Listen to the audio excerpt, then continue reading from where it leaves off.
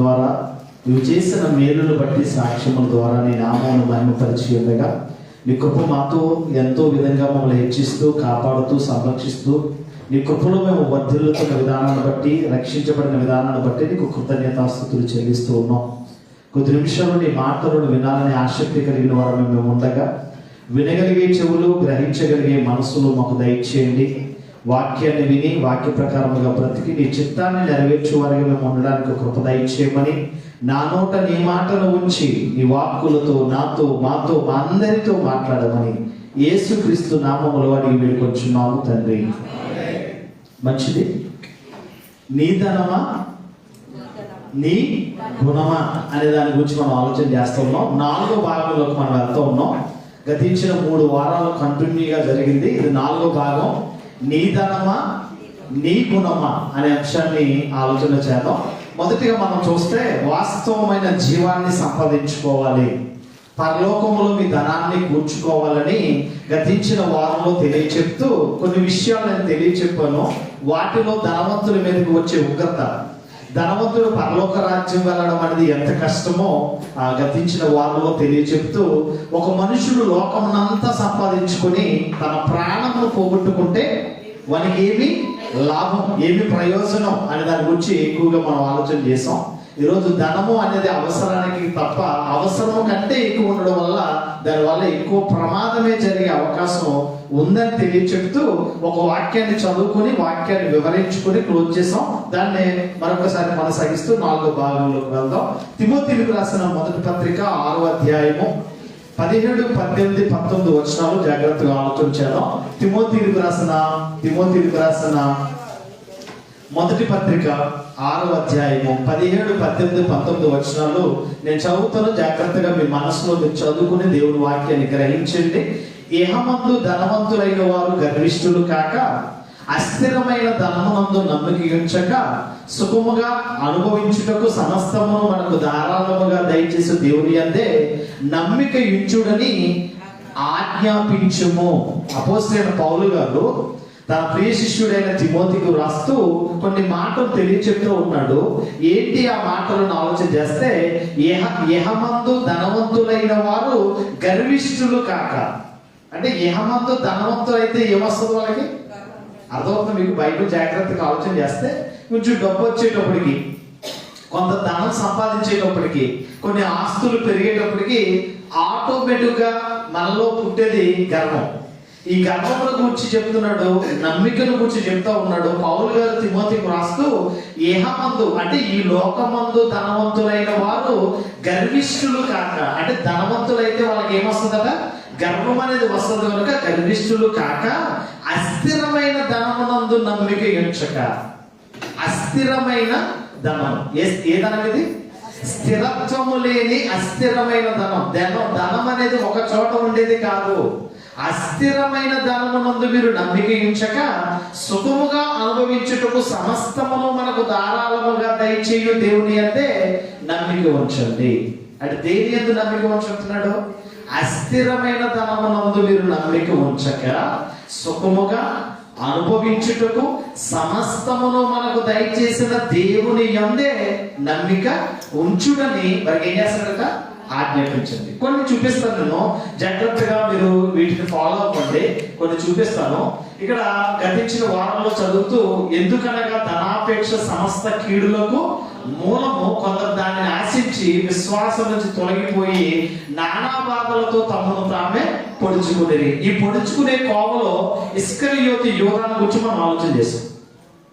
ఎవరి గురించి ఆలోచన చేసాం?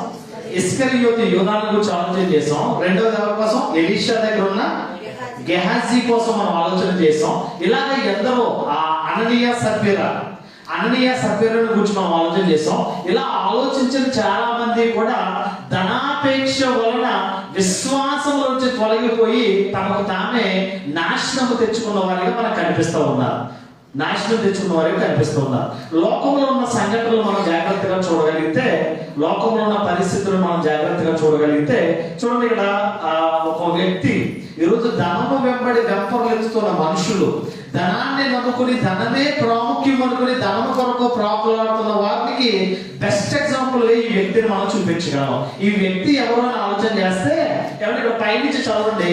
ఘోర కలియుగం 80 కోట్ల ఆస్తి ఉన్న వ్యక్తి ఎక్కడున్నాడు? వృద్ధాశ్రమంలో మరణం. ఈయన ఆషామాష మనలాంటి ఒక వ్యక్తి అంటే కాదండి. ఈయన పద్మశ్రీ పురస్కారాన్ని పొందినవాడంట. ఇక్కడ చూడండి, పద్మశ్రీ పురస్కార గ్రహీత ఆధ్యాత్మిక సాహిత్యవేత్త అయిన శ్రీనాథ్ ఖండేల్వాల్ 80 సంవత్సరాలు. ఇతను 80 కోట్ల ఆస్తిపరుడైనా సరే ఎలా చనిపోయాడు? వృద్ధాశ్రమంలో చచ్చిపోయాడు. ఈ వ్యక్తిని గురించి మనం ఆలోచన చేయగలిగితే ఒక సాహిత్యవేత్తగా ఆధ్యాత్మిక సాహిత్యవేత్తగా ఉన్న ఆయన 80 కోట్ల ఆస్తిపరుడైనా సరే ఎవరి ఇంత దారుణంగా ఎందుకు చనిపోయాడు? ఎందుకు 80 కోట్ల ఆస్తిని సంపాదించాడని ఆలోచన చేస్తే ఇక్కడ చదువుతాం. 80 కోట్ల రూపాయల ఆస్తి ఉన్నప్పటికీ ఆయన కొడుకు కూతురు ఆయన వృద్ధాశ్రమంలో వదిలేశారు. మరణం తన 80 ఏళ్ల వృద్ధాశ్రమంలో ఆయన మరణించాడు. చివరి చూపు చూడడానికి కానీ అంత్యక్రియలు కానీ ఆయన కుటుంబ సభ్యులు ఎవరు కూడా రాలేదు. పద్మశ్రీ కాశీకి చెందిన శ్రీనాథ్ ఖండేల్వాల్ నందు పైగా పుస్తకాలు రాశాడట. ఇతను జాగ్రత్తగా ఆలోచన చేస్తే పద్మశ్రీ పురస్కారాన్ని పొందిన వ్యక్తి ఎవరు దిక్కుతోచని స్థితిలో చనిపోయాడు. పోనీ ఈ పెంపకం ఏమైనా లోటు ఏమైనా జరిగిందా అని ఆలోచన చేస్తే పిల్లలు ఎటువంటి వాళ్ళు చూడండి. కొడుకు వ్యాపారవేత్త, కూతురు సుప్రీంకోర్టులో లాయర్ అటండి. సుప్రీంకోర్టులో ఏంటి? లాయర్ అటండి. తండ్రి పట్ల ఏ ఒక్కరికి తమ బాధ్యత నిర్వర్తించలేదట. 80 కోట్ల ఆస్తిపరుడు. ధనమును నమ్ముకున్నవాడు పాడైపోతాడని 2వ భాగంలో క్లియర్గా చెప్పారు. 3వ భాగంలో కూడా ధనాపేక్ష సమస్త కీడులకు మూలం అని తెలియచెప్పాను. దానికి ప్రాముఖ్యంగా ఇతను మంచిగా చదువుకున్నాడు, మంచిగా ఆధ్యాత్మిక సాహిత్యవేత్తగా మంచి పేరు పొందాడు, పద్మశ్రీ పురస్కారాన్ని పొందాడు. కానీ 80 కోట్ల ఆస్తి సంపాదించిన ఎవరి కూతురు కొడుకు కూడా పట్టించుకోని విధములో ఎవరి ప్రజలు చందాలు పోగు చేసి అంత్యక్రియలు చేశారట. అంత్యక్రియలు చేశారట. అంటే ధనమును నమ్ముకున్నవాడు పాడైపోతాడు. దానికి బెస్ట్ ఎగ్జాంపుల్ ఇదే. కొడుకులు వ్యాపారవేత్తగా చేశాడు, కూతుర్ని సుప్రీంకోర్టు లాయర్గా చేశాడు. మరి ఇటువంటి కోర్టుల్లో ఇటువంటి గొడవ వస్తే ఎటువంటి తీర్పు తీరుస్తుందో నాకు అర్థం కాలేదు. కూతురు అర్థమవుతుంది మీకు? అంటే ధనాన్ని నమ్ముకుంటే ఏ విధంగా పనిష్మెంట్ ఉంటుందో చూడాలి. నెక్స్ట్ లో ఒకసారి నెక్స్ట్ మనం చూద్దాం. చూడండి, ఇక్కడ చూడండి. కొడుకుని కూతుర్ని చాలా గొప్పగా పెంచాడు ఈయన. ఎవరండి? మాల్చంద్ శర్మ. వీలైతే తగలెట్టేయండి, లేదంటే పడేయండి. తండ్రి వృత్తి సమాచారంపై కన్న కూతురు తీరు. ఎంత దౌర్భాగ్యకరమైన పరిస్థితుల్లో ఈరోజు లోకం ఉంది, ఎంత దౌర్భాగ్యకరమైన పరిస్థితుల్లో ఈరోజు మనుషులు ఉన్నారు మనం ఆలోచన చేయాలి. కొడుకు ఎక్కడో సౌదీలో ఎక్కడో మొత్తం సెట్ అయిపోయాడు. కుమారుడేమో ఆఫ్రికాలో, కూతురేమో కెనడాలో చక్కగా సెట్ అయిపోయారు.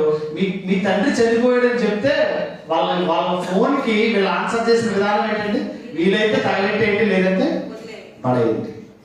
అంటే ధనాన్ని నమ్ముకుని ఇహలోకమందు. ఇప్పుడు బైబిల్ చదవాలి, మీకు బైబిల్ చదవాలి. ఇక్కడ మనం చదువుకుంటూ క్లియర్ గా చూడాలి. ఇక్కడ తిమోతికి రాసిన మొదటి పత్రిక 6:17 ఇహమందు ధనవంతులైన వారు గర్విష్ఠులు కాక అస్థిరమైన ధనమునందు నమ్మిక ఉంచక. ఏమనుకున్నాడు? నేను నా పిల్లలకు నేను సంపాదిస్తే నా పిల్లలు నన్ను బాగా,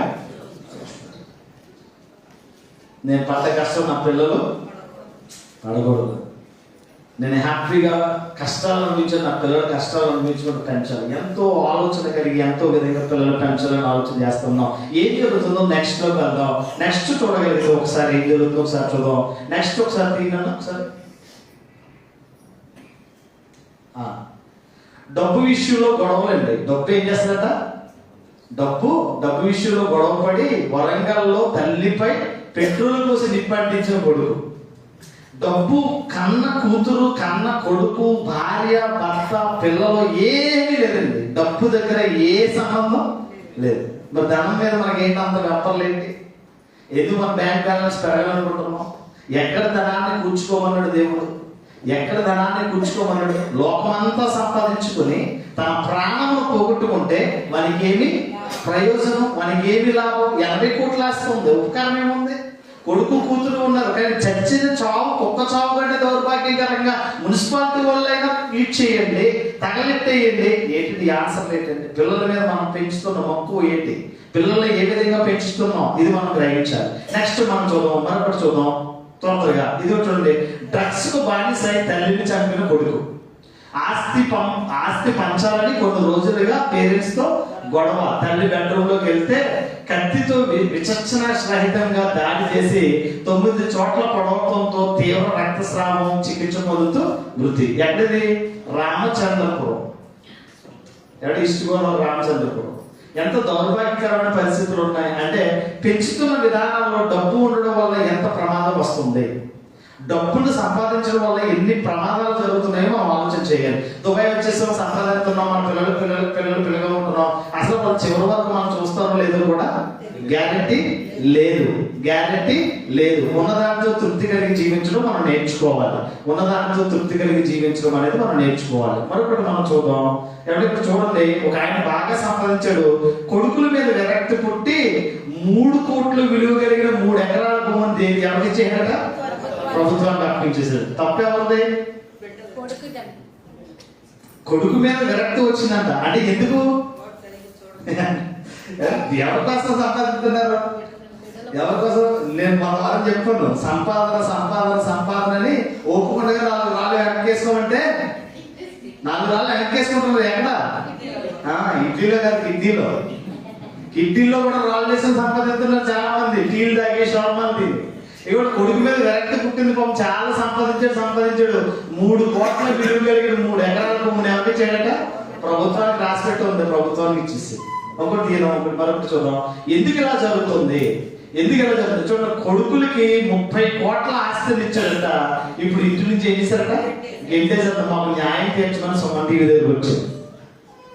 ఎన్ని కోట్లు వేసుకుని కాదండి, 20 కోట్లు వేసుకుని కాదు, ఇవి సంపాదించిన కోట్లు వేసుకుని కాదు.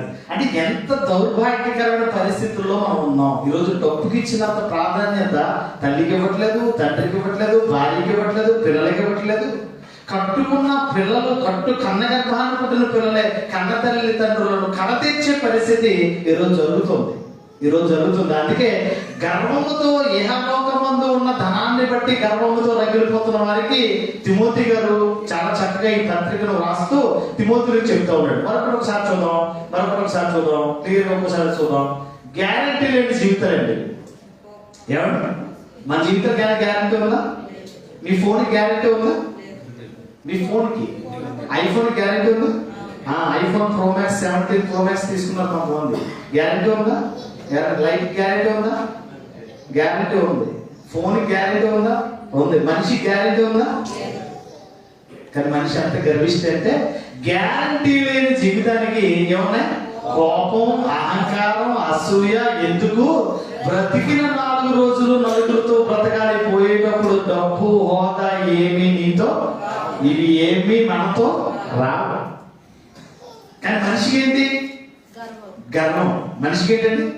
అసలు మనిషి నిలబడండి. కొంత సంపాదించేటప్పటికి, కొంత డబ్బులు చేయించేటప్పటికి మనిషి లోపం మారిపోతూ ఉంటుంది, పరిస్థితులు మారుతూ ఉంటాయి. దీని విషయాల్లో దేవుడు చాలా చక్కగా చెప్తూ ఉంటాడు. మీరు ఏం చేయాలి? ధనవంతులుగా ఎందుకు ఉండొద్దు అంటున్నాడు. ఇచ్చిన వారి వల్ల దేవుడు ఎలా ఉండాలో 18వ వచనం 19వ వచనం చెప్తూ ఉన్నాడు. వారు వాస్తవమైన జీవమును సంపాదించుకునే నిమిత్తము రాబో కాలమునకు మంచి పునాది తమ కొరకు వేసుకొనుచు మేలు చేయువారును, సత్క్రియలను, ధనము గలవారును, ఔదర్యము గలవారును, తమ ధనములో ఇతరులకు పాలించువారనై ఉండవలనని వారికి ఆజ్ఞాపించమని చెప్తున్నారు. ఇక్కడ జాగ్రత్తగా ఆలోచన చేయవలసిన విషయాల్లో, మనిషి ఇతరులకు ధనాన్ని ఇచ్చివ్వడంలో పాలించేవాడు కదా, ధనాన్ని ఇవ్వడంలో. ధనము వలన అనేక శత్రుత్వాలు వస్తూ ఉంటాయి. అన్నదమ్ముల మధ్య, అక్క చెల్లెళ్ళ మధ్య. మొదటి భాగం 2 భాగంలో చాలా క్లియర్గా చెప్పాను. ఒక తల్లి సంపాదించిన 20 లక్షలు, 12 లక్షల ఆస్తి ఏమండి 6 తులాల బంగారం కొరకు తల్లి శవాన్ని ఏం చేశారు? 3 రోజులు ఇంటి బయట విడిచిపెట్టేశారు. 3 రోజులు అవన్నీ స్లైడ్స్ వేసి అన్ని చూపించారు. ఈరోజు మనుషులు డబ్బులు సంపాదించడం అనే అదే ధ్యేయంగా పెట్టుకుని ఏమంటే రిలేషన్ బాంధవ్యాలు అనేవి ఏమైపోయి పాడైపోతూ ఉంటాయి. డబ్బు ఉంటేనే 10 మంది వస్తారనే ఆలోచన కలిగి డబ్బుతో ఉంటే డబ్బు నిన్ను రక్షించలేదు. ఒకరితో దినమందు దేవుడు చెప్పాడు. ఒక మాటను మనం చూద్దాం.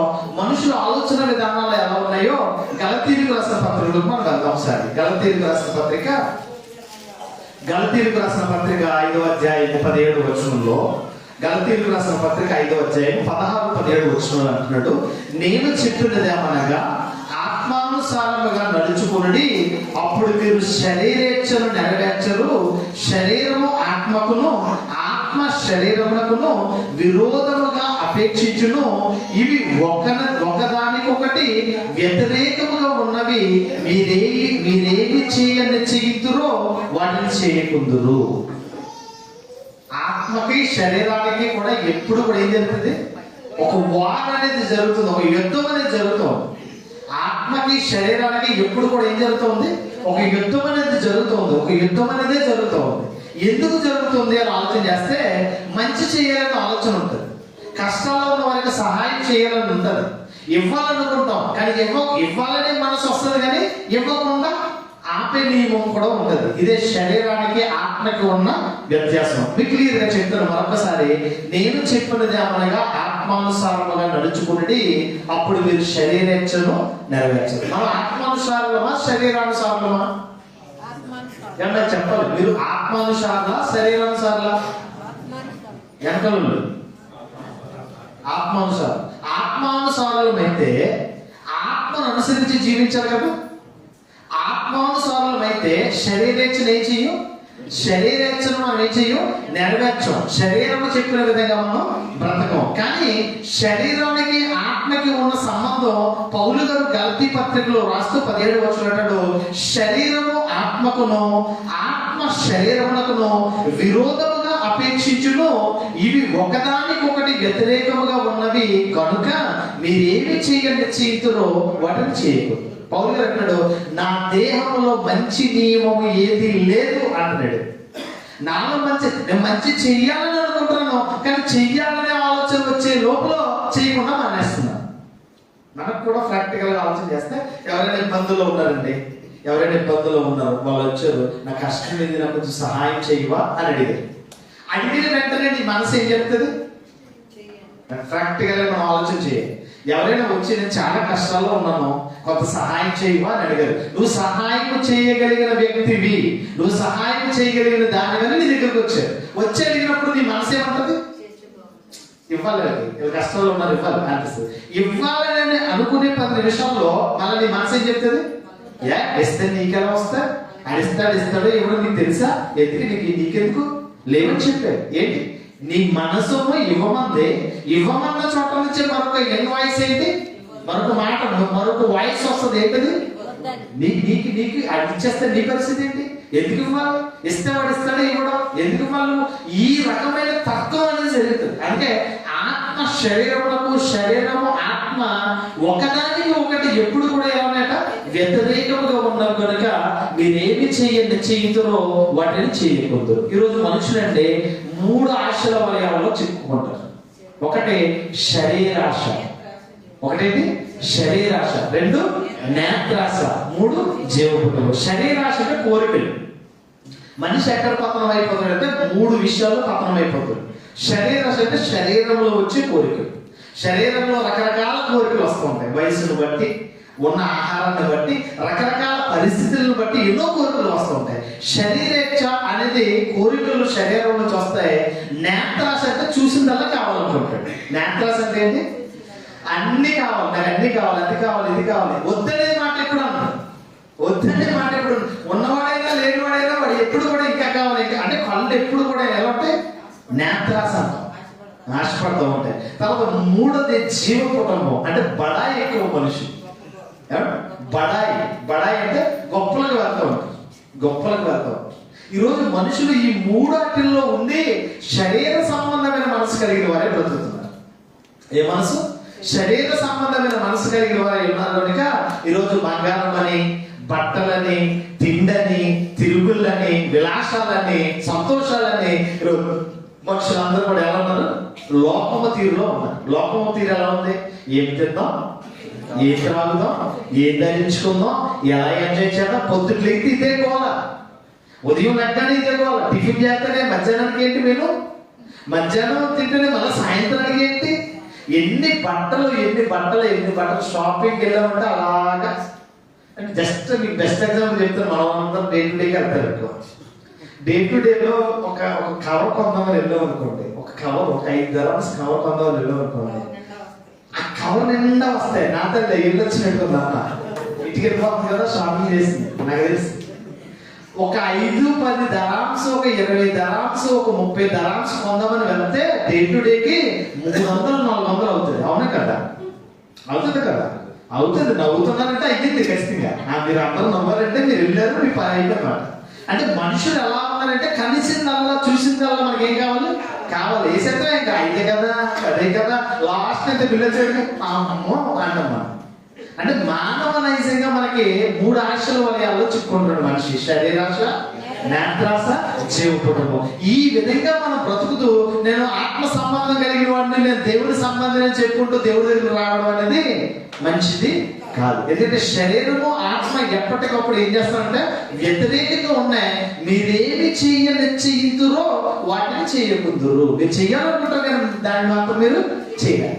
కారణం ఏంటంటే ఆత్మను గెలిపించే పరిస్థితుల్లో ఈరోజు మనుషులు ఏమంటే దేవుడి దగ్గరికి వచ్చే వాళ్ళైనా శరీర సంబంధమైన అవసరాలు కూడా ఎక్కువ వస్తారు దేవుడి దగ్గరికి. శరీర సంబంధమైన అవసరాలు అంటే ఆశీర్వాదాలు కావాలి, ఆరోగ్యం కావాలి, స్వస్థతలు కావాలి, అద్భుతాలు జరగాలి, ఉన్నపాటినే కుబేరులు అయిపోవాలి. అందుకే దేవుడి దగ్గర వచ్చేవాళ్ళు ఎక్కువ. నాకు పరలోకం కావాలి, నాకు నిత్య జీవం పొందాలి, నేను ఆత్మలో నేను ఇంకా ఆత్మీయంగా బలపడాలి అని వచ్చేవాళ్ళు ఎంతమంది అండి? దేవుడి సన్నిధికి ఎందుకు వస్తున్నాం మనం? దేవుడి సన్నిధికి వచ్చి మన బ్రతుకుని ఏ విధంగా మార్చుకుంటున్నాం? దేవుడి సన్నిధిలో మన పరిపక్వత అంటే ప్రవర్తన ఏ విధంగా మారుతుంది? ఈరోజు మనుషుల ఆలోచన విధానాల్లో మార్పు అనేది లేదు. ఈరోజు బ్రతుకుతున్న బ్రతుకుల్లో యథారాజ తథాప్రత అనే విధంగా మనుషులు బ్రతుకుతున్న పరిస్థితి. కాబట్టి బైబిల్ మనం జాగ్రత్తగా ఆలోచన చేస్తే ధనము అనేది చాలా ప్రమాదకరంగా ఉందని ధనమును అనుభవించిన వ్యక్తి చెప్తూ ఉన్నాడు. చూడండి ఒకసారి సామెతల గ్రంథంలోకి వెళ్దాం. సామెతల గ్రంథం 23వ అధ్యాయంలోకి వెళ్తే అద్భుతంగా చాలా చక్కగా ధనమును గురించి చెప్తున్నాడు సొలొమోను మహారాజు. సామెతల గ్రంథం 23వ అధ్యాయము 4-5 వచనాలు. ఐశ్వర్యము పొంద ప్రయాసపడకము, నీకు అట్టి అభిప్రాయము కలిగినను దాన్ని విడిచిపెట్టుము. నువ్వు దాని మీద దృష్టి నిలిపిన తోడనే అది లేకపోవును. నిశ్చయముగా అది రెక్కలు ధరించి ఎగిరిపోవును. పక్షిరాజు ఆకాశంలో ఎగిరిపోవునట్లు అది ఎగిరిపోవును. దేన్ని నమ్ముకుంటున్నాం? దేనికోసం ఆశపడుతున్నాం? ధనమునకు రెక్కలు వస్తాయట, ధనానికి రెక్కలు వస్తాయట, ధనము రెక్కలు వచ్చి ఎగురుతుందట. ఐశ్వర్యమును పొంద ప్రయాసపడకు, నీకు అట్టి అభిప్రాయం కలిగినా దానిని వెంటనే విడిచిపెట్టు. నీకు దాని మీద దృష్టి నిలిపిన తోడనే అది నీకు లేకపోతుంది. నిశ్చయముగా అది రెక్కలు ధరించి ఎగిరిపోతా. ఈ రకమైన ధోరణిలో ఉన్న వాళ్ళు ప్రతిదానికి లెక్క వేస్తారు. ఆ లెక్కెట్టే విషయాల్లో దేని కొరకు కూడా లెక్క వేస్తారో 7వ వచనం చూడండి. అట్టి వాడు తన ఆంతర్యములో లెక్కలు చూచుకొనును. తినుము త్రాగుము అని నీతో చెప్పునే గాని అది నీ హృదయంలో నుండి వచ్చిన మాట. కొద్దిగా కూర వేసుకోండి, కొద్దిగా బిర్యానీ వేసుకోండి, అమ్మో ఎంత తినేస్తున్నాడో, ఎంత బిల్లు అవ్వద్దో.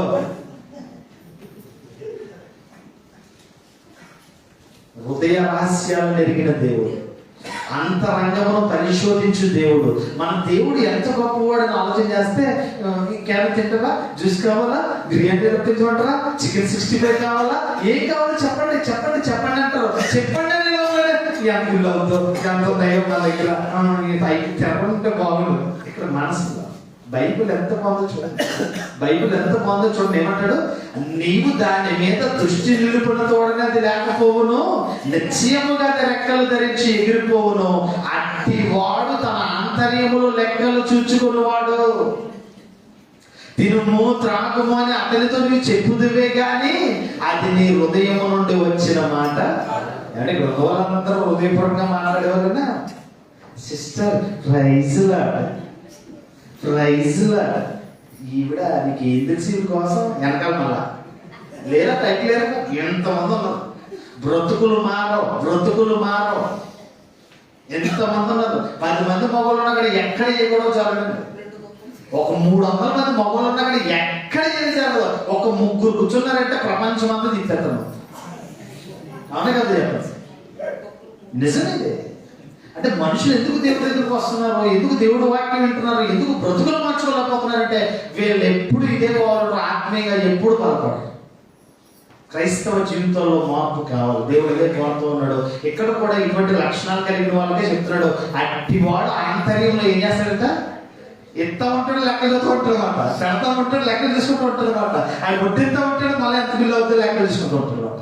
జాగ్రత్త. ఇటువంటి పరిస్థితిలో ఉన్న వాళ్ళ గురించి ఈ రకంగా చెప్తా ఉన్నాడు. ధనాపేక్ష, లోభము, పిసినారితనం అనేది చాలా ప్రమాదకరంగా ఉంది. దీని గురించి ఈ గ్రంథాన్ని రాసిన ఆయనే ప్రసంగి గ్రంథంలోకి వెళ్తే, ప్రక్కనే ప్రసంగి గ్రంథం 4వ అధ్యాయంలోకి వెళ్తే ఎంత గొప్పగా చెప్తున్నాడో చూడండి. ప్రసంగి గ్రంథం 4వ అధ్యాయము 7-8 వచనాలు. కాబట్టి ప్రసంగి ఈయన సొలొమోను మహారాజు మహాజ్ఞానం. The knowledge of King Solomon అనే బుక్ మీరు చదవండి, ఎక్కడైనా లైబ్రరీలో దొరికితే the knowledge of King Solomon అని ఉంటుంది. చాలా అద్భుతమైన మంచి జ్ఞానంతో కూడిన మాటలు సొలొమోన్ గారు చెప్పాడు. ఆయన అనుభవంతో మనుషులను తరచూ పరిశీలించి మాట్లాడుతున్న మాటే 4వ అధ్యాయం 7-8 వచనాలు. నేను ఆలోచింపగా వ్యర్థమైనది మరి ఒకటి సూర్యుని క్రింద నాకు కనపడ్డది. ఒంటరిగా ఉన్న ఒకడు కలడు, అతనికి జతగాడు లేడు, కుమారుడు లేడు, సహోదరుడు లేడు. అయినను అతడు ఎడతెగ కష్టపడును. అతని కన్ను ఐశ్వర్యము చేత తృప్తి పొందదు. అతడు సుఖమును నది నేదియు నెరుగక ఎవరి నిమిత్తము కష్టపడుచున్నాడో అనుకున్నాడు. ఇదియు వ్యర్థమైనట్లే బహుచింత కలిగించుతుంది. ఒక మనిషి ఉన్నాడు. ఈ మనిషికి ఒక జత అంటే భార్య లేదు, కొడుకు లేడు, సహోదరుడు లేడు, ఎవరు కూడా లేడు. కానీ బ్రతికిన కాలం అంతా కూడా ఏక సంపాదనే అంత ఐశ్వర్యము చేత వాడు ఏమవుడట, తృప్తి. అంటే మనుషులు ఈ రోజు ఎలా ఉన్నారని ఆలోచన చేస్తే ఒకడు సుఖము లేని జీవితాన్ని జీవిస్తూ కష్టపడుతూ ఉంటాడు. చూడండి, దీనికి బెస్ట్ ఎగ్జాంపుల్ చెప్తాను. రోడ్ సైడ్ బస్ స్టాండ్ లో డబ్బులు యాచన అడుగుతూ ఉంటారు. యాచన అంటే అడుగునే వాళ్ళు ఉంటారు, చాలా ముసలోళ్ళు మొక్కలు చాలా రకాలుగా వాళ్ళ ఇన్కమ్ చాలా ఎక్కువ ఉంటుంది. మనం చిన్న చూపు చూస్తాం కానీ ₹1 1 ఇక్కడ కూడా ఉన్నారు, ఇక్కడ కూడా ఈ మధ్య కనపడలేదు కానీ గతంలో బాగా కనపడలేదు. ఏమంటే ఒక 100 అలాగే పోగేసుకుంటే ఒక 30 మందిని అడిగడం ఎంత వస్తుంది? 30 dirhams. ఒక 300 మందిని అడిగినప్పండి అంటే రోజుకు 300 dirhams సంపాదించినటువంటి నెలకి ఆదాయం అంతా, సంవత్సరానికి ఆదాయం అంతా ఎంత అలా సంపాదిస్తూ ఉంటారు చాలా మంది. మనకు కూడా ఇండియాలో చాలా మంది ముస్లింలు సంపాదించి చచ్చిపోతారు. ఆ పట్టణంలోనో సంచిలోనో పెట్టి చచ్చిపోతారు. చచ్చిపోయిన తర్వాత శవం తీసేటప్పుడు ఇంత మూట పడుతుంది బయట, ఇంత మూట డబ్బుల మూట కనబడుతుంది. ఉపకారం ఏముంది? ఆ డబ్బులతో ఆవిడ అంత్యక్రియ చేయడము, ఆ డబ్బులతో ఏ పోలీసు లంచగొండు అయితే వాడు మొత్తం డబ్బు చేసి మున్సిపాలిటీకి వేసేయడము, ఇటువంటి పనులు చెప్పారు. అదే చెప్తున్నాడు. ఒక మనుషుని నేను తరచూ చూచాను. వాడు చూచిన విధానంలో వాడు ఎలా ఉన్నాడు? ఒంటరిగా ఉన్న ఒకడు కలడు, అతనికి జతగాడు లేడు, కుమారుడు లేడు, సహోదరుడు లేడు, అయినా ఎడతెగ కష్టపడుతున్నాడు. అతని కన్ను ఐశ్వర్యము చేత తృప్తి పొందదు. ఎందుకు సంపాదించాలి? ఎవరున్నారని సంపాదించాలి? ఎవరున్నారని సంపాదిస్తూ ఉన్నాం? ఎందుకు అంత కష్టపడతా ఉన్నాం? ఆ కష్టం దేవుడి కోసం కష్టపడితే బాగుంది కదా. అంటే క్రైస్తవ జీవితంలో ఇది కూడా సమస్తము వ్యర్థముగానే నాకు కనపడుచున్నది అంటాడు. మరి మనం ఎలా ఉండాలి? మనం ఉన్నదానితో తృప్తి చెందడం అనేది మనం నేర్చుకోవాలి. ఒకసారి చూద్దాం. సామెతల గ్రంథం 30వ అధ్యాయం, 30వ అధ్యాయంలో 7, 8, 9 వచనాలు చాలా చక్కగా చెప్తూ ఉన్నాడు. సామెతల గ్రంథం 30వ అధ్యాయం 7, 8, 9 వచనాల్లో, దేవా నేను నీతో 2 మనవులు చేసుకొనిచున్నాను, నేను చనిపోక ముందు వాటిని నాకు అనుగ్రహించుము. ప్రార్థన చేస్తా ఉన్నాడు. దేవా నేను 2 అడుగుతున్నాను. రెండే నేను అడుగుతూ ఉన్నాను, నా రెండు కూడా నేను చచ్చిపోకముందే అవి నాకు దయచేయి. ఏంటవి?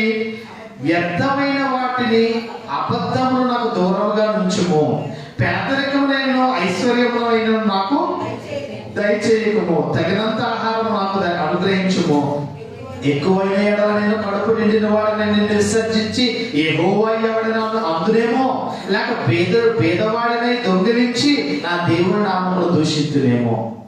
ఉన్న దానితో తృప్తి చెందడం కావాలి. ఎక్కువైతే ఏమవుతాం? కళ్ళు నెత్తికెక్కితే. ఎక్కువైతే కళ్ళు నెత్తికెక్కితే. నెత్తికెక్కితే గర్వం ఎక్కువ అవుతుంది.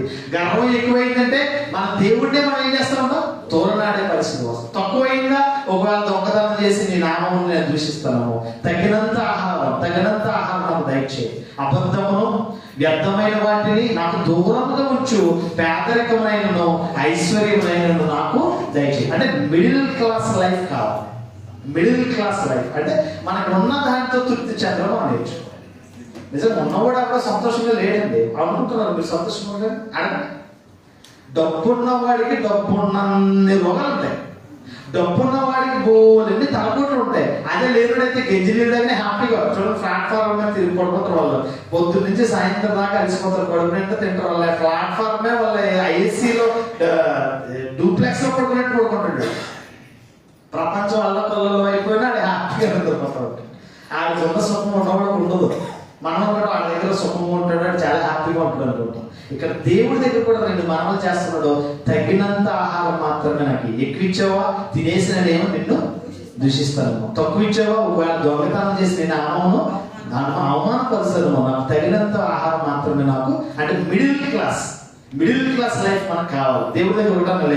దేవుడి దగ్గర మనం కోరుకోవాల్సింది నీ కృప నాకు చాలు, నీ కృప నాకు చాలు, నీ కృప ఉంటే నాకు చాలు, నీ కృప ఉంటే నాకు చాలు, ఏమనవద్దు, నీ కృపలో నడిపించు, నాకు కావాల్సిన ప్రతిదీ నాకు అనుగ్రహించు. ఇలా దేవుడి దగ్గర మనం అడగడం అనేది మనం నేర్చుకోవాల్సిన అవసరం. క్రైస్తవ జీవితాల్లో ఒక ఆయన జీవితాన్ని మార్చాడు దేవుడు. వాడు లంచగొండి, దోపిడీదారుడు, డబ్బు అంటే ఎక్కువ వసూలు చేసేవాడు. అటువంటి వాడి జీవితాన్ని మన ప్రభువును మన రక్షకుడైన యేసుక్రీస్తు మార్చాడు. ఆ మార్చిన వ్యక్తిని గురించి మనం ఆలోచించేద్దాం. లూకా సువార్త 19వ అధ్యాయము 1 నుంచి 9 వచనం. లూకా సువార్త 19వ అధ్యాయము 1 నుంచి 9 వచనాలు మనం చూస్తే, ఆయన సంచరించుచు యెరికో పట్టణములో ప్రవేశించి దాని గుండా పోవచ్చుండెను. ఇదిగో సుంకపు గుప్తదారుడును ధనవంతుడునైన జక్కయ్యను పేరు గలవాడు ఒకడు యేసు ఎవరో అని చూడగోరిని గాని పొట్టివాడై ఉన్నందున జనులు గుంపు కూడి ఉండుట వలన చూడలేకపోయాను. సుంకపు గుప్తదారుడు, ఇన్కమ్ ట్యాక్స్ ఆఫీసర్ అయినా ఎవరైనా జక్కయ్య. ఈ జక్కయ్య 2.5 అడుగుల ఎత్తు. ఎంత పొడవు? 2.5 అడుగులు ఎత్తు. అంటే ఇంత ఉంటాడు, అంతకంటే ఎక్కువ ఉండేవాడు. 2.5 అడుగులు ఎత్తు కలిగిన వాడు యేసుక్రీస్తుని గురించి వింటున్నాడు. యేసు ఎవరో చూడాలని అనుకున్నాడు. యేసు గురించి వింటున్నాడు కానీ యేసు ఎవరో చూడాలి, యేసు ఎలా ఉంటాడో, ఏ విధంగా ఉన్నాడో చూడాలని ఆశ కలిగిన వాడు వచ్చాడు. యేసు ఎలా ఉంటాడో చూడగలిగితే ఈ 2.5 అడుగులు మరగుజ్జు లాంటి వాడు అందరూ అలా నిలబడేటప్పటికి చూడలేక కొంచెం నిరాశ చెందిన వాడే వచ్చాడు. కానీ పొట్టోడు కట్టోడు అంట. పొట్టోడు కుట్టుడు బుద్ధుడు, పొట్టోడు కట్టోడు అంట కదా. ఇది తెలివి ఏంటంటే ఇదిగో యేసుక్రీస్తు ఇలాగ వెళ్తున్నాడట, ఇలాగే వెళ్తున్నాడంటే ఈ దారి గుండా వెళ్తాడు కనుక ఈ చెట్టు ఎక్కి, ఈ మేడి చెట్టు ఎక్కి ఆ చెట్టు మీద కూర్చుంటే యేసు ఎవరో చూడొచ్చు. ఒక ఐడియా జీవితాన్ని మార్చేస్తానట్టుగా అనుకున్నాడు. యేసయ్యని చూడాలి. పొట్టోడు కట్టాడు, పట్టు వదలగండాలు చాలా బలమైన మొండోళ్ళు పొట్టోళ్ళు తక్కువలే కాదు. అమ్మో పొట్టోళ్ళు పొట్టి అనమాట కోపం వస్తుంది. పొట్ట అన్నమాట పొడవంటనే మెచ్చుకుంటున్నారు. ఇక్కడ క్రైస్తవ జీవితంలో ఈ జక్కయ్య కూడా యేసు చూడాలని ఆశ పెరిగింది. ఆ మేడి చెట్టు ఎక్కేసాడు. మేడి చెట్టు దగ్గర నుండి చూస్తా ఉన్నాడు. కానీ యేసుక్రీస్తు నశించిన దానిని వెతికి రక్షించుటకు మనుష్య కుమారుడు వచ్చాడు. యేసును చూడాలని రావడం యేసుకి ఎరుక. యేసును చూడాలని ఆశ కలిగి చెట్టు ఎక్కడం కూడా యేసుకి ఎరుక కనుక చెట్టు దగ్గరికి వచ్చేసాడు. డైరెక్ట్ వెళ్తా చెట్టు దగ్గరికి వచ్చేసాడు. చూడండి దగ్గర జాగ్రత్తగా ఆలోచన చేస్తే 4వ వచనం, అప్పుడు యేసు ఆ త్రోవను రానయ్యుండగా అతను ముందుగా పరిగెత్తి ఆయన చూచుటకు ఒక మేడి చెట్టు ఎక్కెను. యేసు ఆ చోటికి వచ్చినప్పుడు కనులెత్తి చూచి, జక్కయ్య త్వరగా దిగుము, నేడు నేను నీ ఇంట ఉండవలసిందని అతనితో చెప్పాను. అతను త్వరగా దిగి సంతోషముగా అతన్ని చేర్చుకొను. అందరూ అది చూచి ఈయన పాపి అయిన మనుషుని యొక్క బస చేయ వెళ్ళనని సనుగుకున్నది. చాలా మంది ఏం చేస్తున్నారు, యేసుక్రీస్తు ప్రభు అయిన గొప్పవాడైన దైవ కుమారుడు, దేవుని కుమారుడైన రక్షకుడుగా వచ్చాడు, ఈయనటి పాపి ఇంటికి వెళ్తున్నాడు అని ఏం చేస్తున్నారు, చాలా మంది సనుకుంటున్నారు. సనుకుంటుంటే దేవుడు అక్కడ వెళ్ళవలసిన ఉద్దేశం, దేవుడి లక్ష్యం వేరేగా ఉంది. చూడండి ఒక జాగ్రత్తగా చేస్తే, జక్కయ్య నిలబడి ఇదిగో ప్రభువా, నా ఆస్తిలో సగం పేదలకు ఇచ్చుచున్నాను. నేను ఎవరి యొద్దైనను అన్యాయంగా దేనినైనా తీసుకుని అతనికి 4 వంతులు మరలా చెల్లించునని అతనితో చెప్పాను. యేసుక్రీస్తు ఏమని అడిగాడా, అరే సుంకపు గుప్తదారుడు నువ్వు, పన్ను వసూలు చేసేవాడు నువ్వు, బాగా సంపాదించేవాడు కదా అని ఏమని అడిగాడా. వెళ్ళి అక్కడ కూర్చుండగానే జక్కయ్యలో ఏమొచ్చింది, మార్పు వచ్చింది. దేవుని నామానికి స్తోత్రం కలుగును గాక. జక్కయ్యకి మార్పు వచ్చింది. అక్కడ యేసుక్రీస్తు ఇంటికి వెళ్ళడం కారణం ఏంటంటే, ఏదో విధంగా జక్కయ్యని ఏం చేయాలి, మార్చాలి, రక్షించాలి. ఈ 2 ఉద్దేశాలతో వెళ్ళాడు. వెళ్ళి అక్కడ ఆయన కూర్చుండగానే ఆ జక్కయ్య ఆయన దగ్గర ఏం చేసినట్టు నిలబడి, ఇదిగో ప్రభువా, నా ఆస్తిలో సగం పేదలకి ఇచ్చేస్తున్నాను అంటే ఏమొచ్చింది, జక్కయ్యలో మార్పు వచ్చింది. అంతవరకు వసూలు రాజా ఆయనకు వసూలు చేసి పాపిగా అందరిలో పాపిగా ఎందుకు గుర్తించబడ్డాడంటే, డబ్బులు తొక్కుపట్టి వసూలు చేసేవాడు. ఎందుకంటే దేంట్లో ఉన్నాడు, సొంకపు గుప్తదారుడు, పన్నులు వసూలు చేయడంలో, మామూలుగా వసూలు చేయడంలో కేసులు పెట్టేస్తారు అవసరమైతే. ఇటువంటి పరిస్థితుల్లో ఉన్న ఆయన ఇంటికి వెళ్ళగానే జస్ట్ యేసుక్రీస్తు ఇంట్లోకి వెళ్ళి కూర్చోగానే అంటాడు, ప్రభువా, నా ఆస్తిలో సగం పేదలకు ఇచ్చేస్తున్నాను. నేను ఎవరి దగ్గరైనా దుర్మార్గంగా దౌర్జన్యంగా నేను ఎవరి దగ్గరైనా డబ్బులు తీసుకుంటే 1 వంతుకు 4 వంతులు వేసి నేను ఇచ్చేస్తాను అన్నాడు. అప్పుడు యేసుక్రీస్తు అంటాడు, అందుకు యేసు, ఇతడును అబ్రహాము కుమారుడే, ఎందుకనగా నేడు ఈ ఇంటికి రక్షణ వచ్చి ఉన్నది. దేవుడు నామానికి స్తోత్రం కలుగును గాక. అంటే ఒక మనిషిని రక్షించడం వెనుక దేవుడి ఉద్దేశం, ఒక ధనవంతుడిగా ఉంటే పరలోక రాజ్యం వెళ్ళడం చాలా కష్టం. ధనవంతుడు పరలోక రాజ్యం వెళ్ళడం చాలా కష్టం. ఆయన వెళ్ళగానే తనలో మార్పు, నా ఆస్తి పేదలకు ఇచ్చేస్తాను, సగం పేదలకు ఇచ్చేస్తాను. ఒకవేళ దగ్గర దౌర్జన్యంగా తీసుకుంటే 1కి 4 వంతులు నేను ఏం చేస్తాను, ఇచ్చేస్తాను. అంటే ఇంట్లో ఏమొచ్చింది, ధనవంతుడిగా ఉన్నవాడు గుణవంతుడైపోయాడు. ధనవంతుడిగా ఉన్నవాడికి ఏమొచ్చింది, గుణం మారింది, గుణవంతుడిగా మారాడు జక్కయ్య. కనుక జక్కయ్య రక్షించబడ్డాడు. యాకోబు పత్రిక 2వ అధ్యాయము, యాకోబు పత్రిక 2వ అధ్యాయము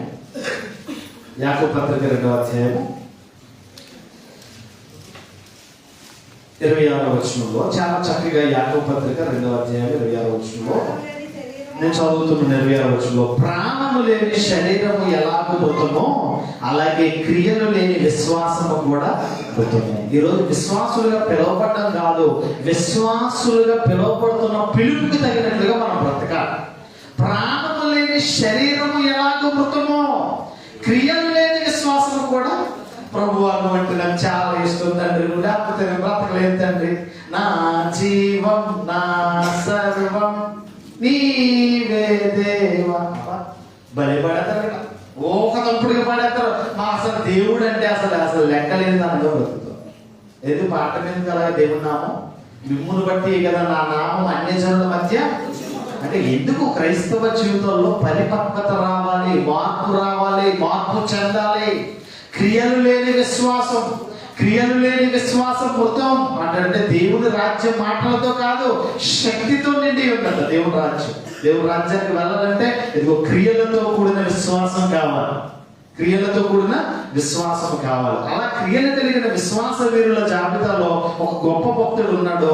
ఆ పౌలు గారి గురించి మనం ఆలోచించాము. ఫిలిప్పీయులకు రాసిన పత్రిక 3వ అధ్యాయము 7-8 వచనాల్లో, ఫిలిప్పీయులకు రాసిన పత్రిక 3వ అధ్యాయం 7-8 వచనాల్లో పౌలు గారు అంటాడు, అయినను ఏవేవి నాకు లాభకరమై ఉండెనో వాటిని క్రీస్తు నిమిత్తము నష్టముగా ఎంచుకుంటుని.